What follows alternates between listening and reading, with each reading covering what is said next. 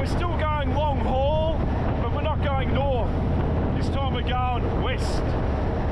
West across the Nullarbor to Perth. And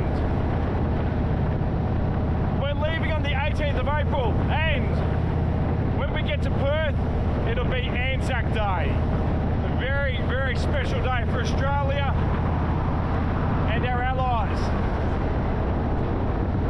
So, in the theme of ANZAC Day and the theme of our military, those who have served before us and those serving now, I've decided to reach out to our military families. For anybody who follows me, for anybody who has followed my story, you know I have a great passion for this country and a great passion for our servicemen. And I think it's about time we honour them and their families. So, to kick off this tour, we're 20 odd days out. I'm here to tell a story. And it's a story that started here in our backyard in a place called Queenscliff. When I was growing up, my father had a great love for this country and a great love for our military and history. And he told me a story that happened down here in Queenscliff. And it's a significant event. And it goes right back to World War I. And it's a fascinating story, and it's a bit of history that you've probably never heard of. So keep watching.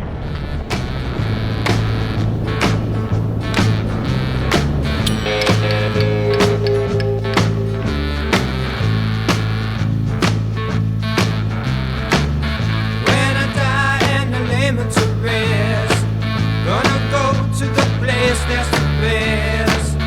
When I lay me down to die, going up to the spirit in the sky, going up to the spirit in the sky. That's where I'm gonna go when I die. When I die and they lay me to rest, I'm gonna go to the place that's the best.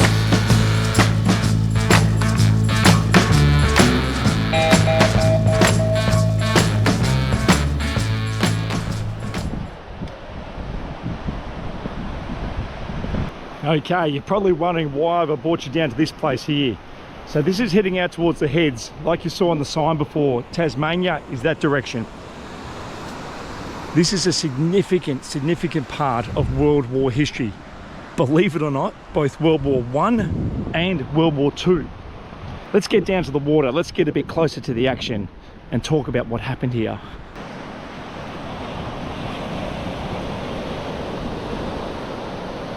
It's 11 p.m. on August the 4th, 1914. That's the precise moment that Britain declared war on Germany. Now, why is that important? Because 3 hours later, right at these heads, at a point in the PM here in Queenscliff, 3 hours later, the first shot was fired in World War I. The first shot in the world was fired. Have a think about that for a second. So what happened? There was a German cargo ship, SS Pfalz. I have no doubt I've butchered that name. But that cargo ship was fleeing these waters to head back home to Germany because war had been declared. So as you saw before, this is the exit out of the bay to head towards Tasmania, to get out of here and get out of Australia. So the only place that ship could go was out here. That German ship needed to flee. They packed their shit and got out of here as fast as they could within 3 hours of war being declared. They hit the heads here at 12:45 p.m. on August the 5th here in Australia, 3 hours later after war's been declared. Point Nepean is communicating with Queenscliff here, the fort of Queenscliff, which is still alive and well to this day. They're in communication with each other. There's a ship coming that's German, it's the enemy. Queenscliff communicates with the ship and says, halt, do not go anywhere. The ship ignores their instructions. Point Nepean, in communication with Queenscliff, then shoots the first shot across the bow. The very first shot fired in World War I, within 3 hours of war being declared against Germany, was shot across the bow, across these waters. That ship then soon surrendered, and years later that ship was reused by the British Army. Fascinating. Love this sort of stuff. My father told me this story when I was a young kid. Taught me about the history of Australia's involvement in the war, both World War I and II and so on. Now, I always thought I was getting confused as a kid because I always thought it was World War II that they shot the first shot. Turns out it's World War I. Then, 10 minutes ago, I'm on the phone to my brother Gavin, who still frequents this fort here. He served 40 years in the military. He's a lieutenant colonel in the army. He served in Afghanistan. Who better to ask for history on this? And I said to Gavin, I was recounting the story with Gavin about Dad telling us the stories about the first shots fired here, and I got confused. I thought it was World War II. And then I realised it's World War I. Gavin said, hang on, Digger. That's my nickname, Digger. The shots were fired in World War I and World War II. So it turns out my memory's not that bad after all, and the stories that Dad told us about World War II actually are true. First shots fired in World War II at 1:30 AM on September 4, 1939. A warning shot was fired at a ship that failed to identify itself from here in Queenscliff. So how's that? The first shot fired in World War I across these waters in Australia, in our backyard, just outside of Geelong, and the first shot fired in anger because a ship failed to identify itself in World War II. Mind blown. So it turns out as well, you can actually go up to the Queenscliff Fort. They have a museum, and inside the fort grounds, which I can't get into today being a Sunday, but inside the fort grounds is the actual gun that shot that round, both in World War I and World War II. So you can go and visit that gun and see exactly where that happened.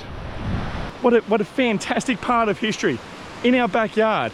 And you can look these stories up. They're on Wikipedia and things like that. But it stirs me up emotionally because these are the stories that my father used to tell me, and no doubt he told my older brothers as well. And you don't tend to take it in as a teenager or as a young kid. And the older we get, the more we want to hang on to the past. As I've said before, we want to cherish the past and cherish these stories. So I'm here to honour soldiers from World War I, World War II, those who have served. And that's what's going to kickstart the theme of the Bourke's Boot Ride Tour number 3, the ANZAC Tour. Honouring our soldiers, honouring our military and their families. Let's get out of here.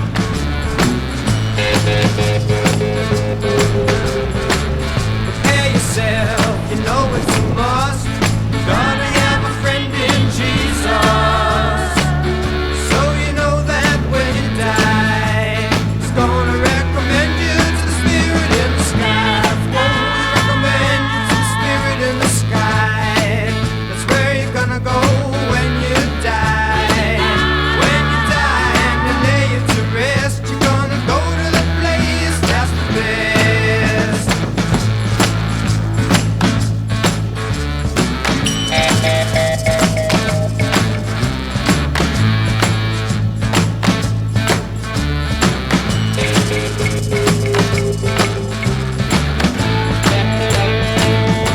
So after just telling that story and saying that I couldn't get access to the guns that shot World War I, World War II, have a look through the fence here. Can you see them there? There they are, right there. So that's the two barrels that shot, that's the two guns that shot those shells in World War I and World War II, just over this fence here, which is part of the fort and part of the museum if you ever come down here to visit. Fascinating part of history, fascinating.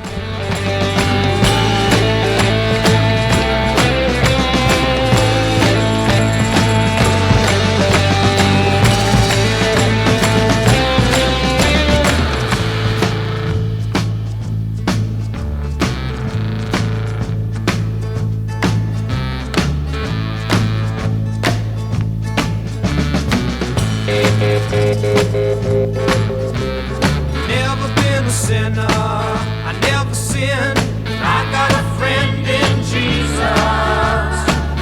So you know that when I die, He's gonna set me up with the spirit in the sky.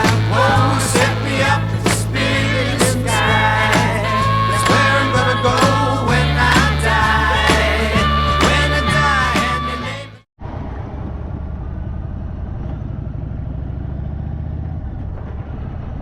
Righto, so Bourke's Boot Ride Season 3, April 18, departing Geelong, heading about 4,000 kilometres across South Australia, the Nullarbor, to Perth, Western Australia, getting their ANZAC Day.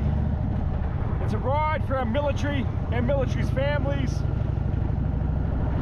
and it's all things footy boots. Thanks for jumping on board, everybody. Thanks for the donations. But stay tuned. There'll be videos coming. There'll be great stories to be told on the road. And furthermore, I'll be releasing more information about the ride itself. I've had a number of riders reach out to me who just want to jump on board for a leg. A couple of riders are coming all the way to Perth, which is unbelievable. But there's plenty of riders out there that just want to do a leg from Geelong or from South Australia, Adelaide, Western Australia, Kalgoorlie. I've had riders in Kalgoorlie reach out to me. I've had military contacts reach out to me, want to ride with me. So I'll start releasing some information on Facebook. I'm not very good at Facebook, but there is a page called the Indian Crusader where I'll release more information about the ride, where we're going to be, what time, and things like that for anybody who wants to jump on board. What a time it is in this world to be talking about our military. Looking forward to this one.